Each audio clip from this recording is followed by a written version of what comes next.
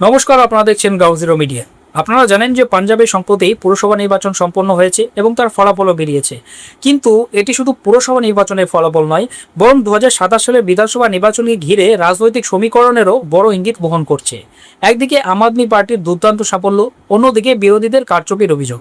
আর এই দুইয়ের মাঝখানে দাঁড়িয়ে একটা বড় প্রশ্ন, পাঞ্জাবে কি এখনও ভগবন্ত মান সরকারের জনপ্রিয়তা অটুট রয়েছে, নাকি এই ফলাফলের আড়ালে লুকিয়ে আছে অন্য কোনো রাজনৈতিক বাস্তবতা?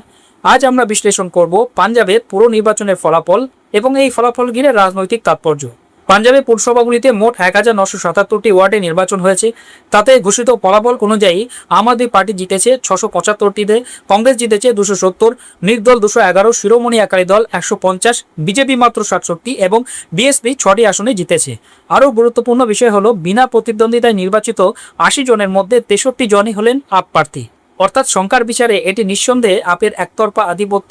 কিন্তু এখানেই গল্প শেষ নয়, কারণ বিরোধীরা বলছে এই নির্বাচন ছিল না শুধুমাত্র ভোটের লড়াই, বরং মনোনয়ন জমা দেওয়া থেকে শুরু করে ভোট গণনা পর্যন্ত পুরো প্রক্রিয়া ছিল বিতর্কে ঘেরা। বিজেপির অভিযোগ, বহু জায়গায় তাদের প্রার্থীদের মনোনয়ন জমা দিতে দেওয়া হয়নি, কোথাও কোথাও চাপ সৃষ্টি করা হয়েছে, আবার কোথাও কোথাও মনোনয়ন প্রত্যাহারে বাধ্য করা হয়েছে। এর জন্য ভয় দেখানো হয়েছে। শুধু তাই নয়, ভোটের দিন বিভিন্ন এলাকায় সংঘর্ষ, মারধর এবং হিংসার ঘটনাও সামনে এসেছে। ফলে বিরোধীরা প্রশ্ন তুলছে, এই বিপুল জয় কি শুধুই জনপ্রিয়তার প্রতিফলন, নাকি প্রশাসনিক ক্ষমতারও প্রভাব রয়েছে এর পিছনে?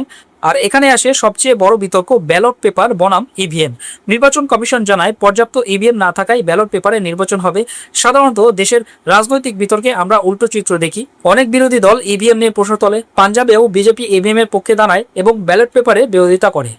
বিজেপির বক্তব্য ছিল স্পষ্ট, তাদের বক্তব্য ব্যালট পেপারে কারচুপির সুযোগ বেশি, আর সেই কারণেই শাসক দল এই পদ্ধতিকে সমর্থন করেছে। এই বিতর্ক হাইকোর্ট থেকে সুপ্রিম কোর্ট পর্যন্ত পৌঁছায়, কিন্তু আদালত নির্বাচন স্থগিত করতে রাজি হয়নি। ফলাফল ঘোষণার পরেও বিজেপি ভোট চুরির অভিযোগ তুলেছে। তবে রাজনৈতিকভাবে আরও গুরুত্বপূর্ণ প্রশ্ন হলো, বিজেপি এত খারাপ ফল করলে কেন? কারণ এই নির্বাচনকে বিজেপি বিশেষ গুরুত্ব দিয়েছিল। আকালি দলের সঙ্গে সম্পর্ক ভেঙে যাওয়ার পর বিজেপি দীর্ঘদিন ধরেই পাঞ্জাবে নিজের স্বাধীন রাজনৈতিক ভিত্তি গড়ে তুলতে চাইছে।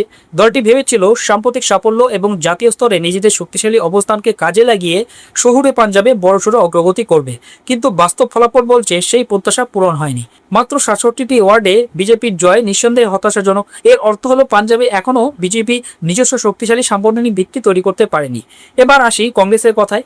2024 সালে লোকসভা নির্বাচনের পরে কংগ্রেসের আত্মবিশ্বাস অনেকটাই বেড়েছিল, কিন্তু এই নির্বাচন আবারও দেখিয়ে দিল লোকসভা এবং স্থানীয় নির্বাচনের বাস্তবতা এক নয়।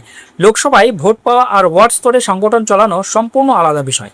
পাঞ্জাবের বিভিন্ন শহরে কংগ্রেসের গোষ্ঠীদ্বন্দ্ব এই নির্বাচনে বড় বাধা হয়ে দাঁড়িয়েছে। একাধিক এলাকায় দলের অভ্যন্তরীণ বিভাজন ভোটের ফলাফলে প্রভাব ফেলেছে।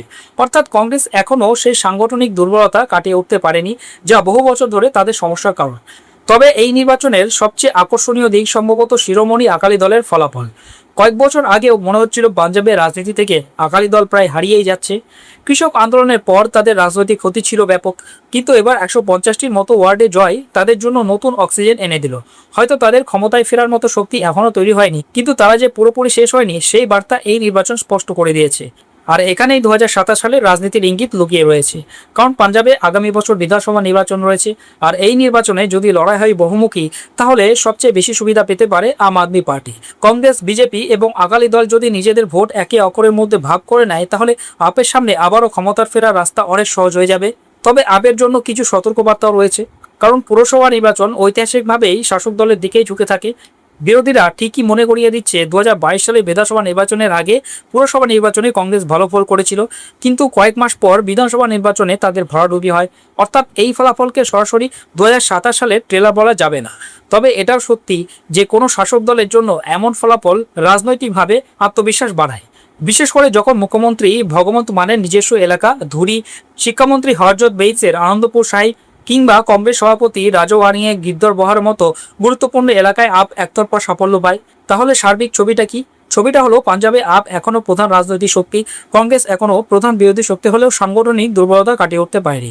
বিজেপি এখনও পাঞ্জাবের মাটিতে নিজেদের জায়গা খুঁজছে, আর আকালি দল ধীরে ধীরে হারানো জমি ফিরে পাওয়ার চেষ্টা করছে। ফলে 2027 সালে বিধানসভা নির্বাচন যতই এগিয়ে আসবে, পাঞ্জাবের রাজনৈতিক লড়াই ততই আকর্ষণীয় হবে।